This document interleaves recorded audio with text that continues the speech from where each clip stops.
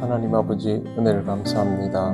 오늘도 하나님께서 우리에게 주신 이 시간을 통해서 주의 말씀을 함께 나눕니다. 성령께서 우리와 함께하여 주셔서 이 말씀의 의미를 깨닫는 귀한 시간이 되게 하여 주시옵소서. 예수님 이름으로 기도드립니다. 아멘. 찬송가 212장 하나님께 찬양드립니다. 겸손히 주를 섬길 때 괴로운 일이 많으나 구주여 내게 힘 주사 잘 감당하게 하소서. 인자한 말을 가지고 사람을 감화시키며 갈 길을 잃은 무리를 잘 인도하게 하소서. 구주의 귀한 인내를 깨달아 알게 하시고 굳건한 믿음 주셔서 늘 승리하게 하소서. 장래의 영광 비추사 소망이 되게 하시며 구주와 함께 살면서 참 평강 얻게 하소서. 아멘.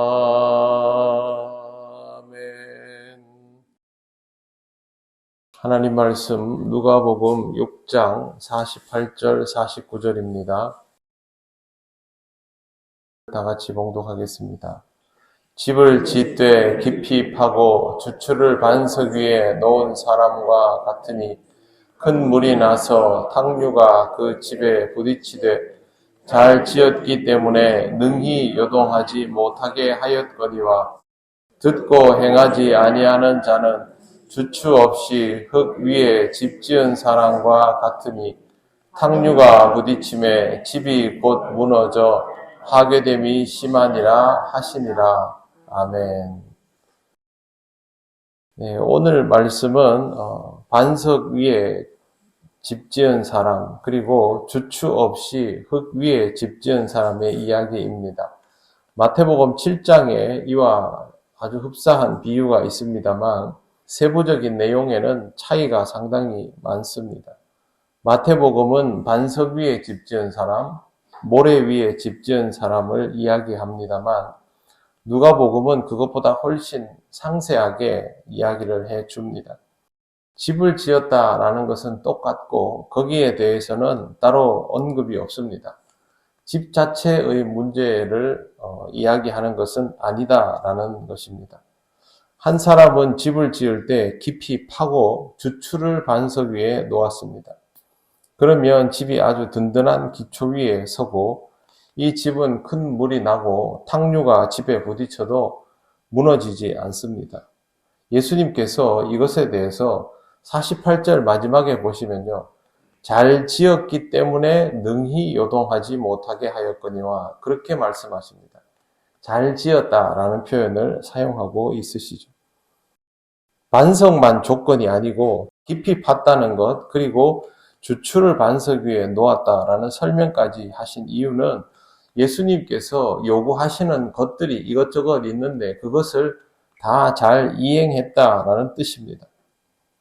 물론 든든한 신앙 고백이 이런 것들의 기본입니다만 그 신앙 고백 위에 예수께서 말씀하신 어려운 것들, 원수를 사랑하고 비판하지 말고 정죄하지 말고 이런 것들을 모두 행동에 옮겨야만 이런 집을 지을 수 있는 기초를 가지게 된다라는 뜻으로 말씀하신 것입니다.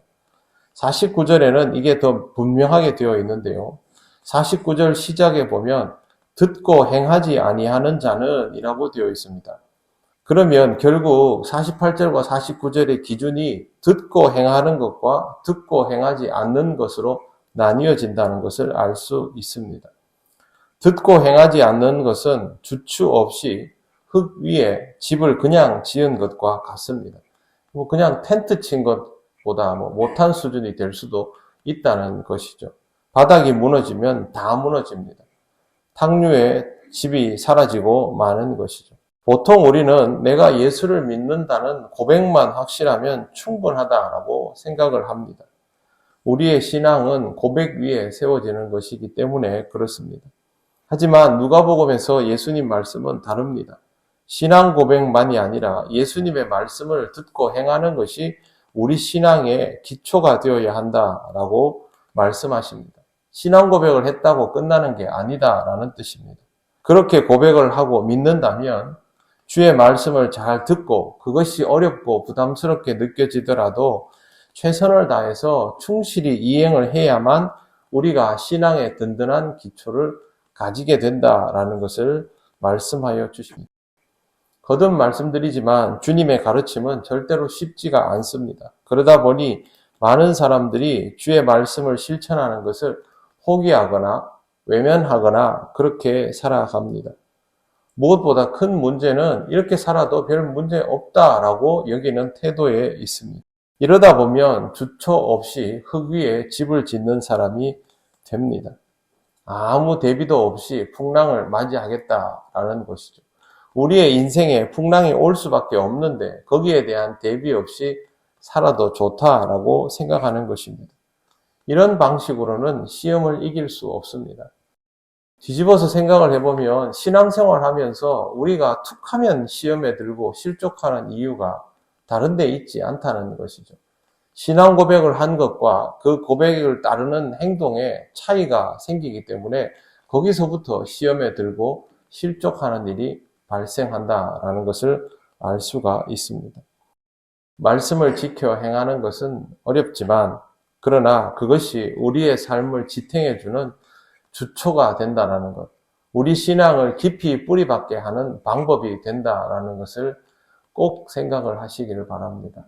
다른 방식으로 아무리 우리가 시험을 물리치려 하고 그렇게 하려고 해도 물리쳐지지 않지만 우리의 신앙이 주님을 향한 고백과 그 고백에 따르는 행동으로 다져져 있다면 시험에 들거나 실족하는 일은 없게 될 것입니다. 오늘도 거룩한 주일입니다. 주의 말씀을 듣고 그 말씀에 대한 부담을 느끼고 행동에 옮겨나가는 것을 시작하는 귀한 하루가 되시기를 바랍니다. 아멘. 기도드리겠습니다. 하나님 감사합니다. 말씀이 언제나 부담스럽지만 또 그 부담과 하나님의 은혜가 함께 있음에 하나님의 은혜인 것을 알고 오늘도 이 말씀을 받습니다.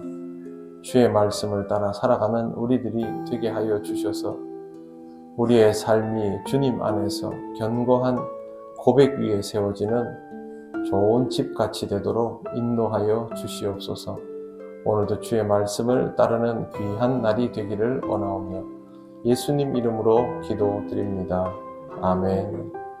하늘에 계신 우리 아버지, 아버지의 이름을 거룩하게 하시며 아버지의 나라가 오게 하시며 아버지의 뜻이 하늘에서와 같이 땅에서도 이루어지게 하소서. 오늘 우리에게 일용할 양식을 주시고 우리가 우리에게 잘못한 사람을 용서하여 준 것 같이 우리 죄를 용서하여 주시고 우리를 시험에 빠지지 않게 하시고 악에서 구하소서. 나라와 권능과 영광이 영원히 아버지의 것입니다. 아멘.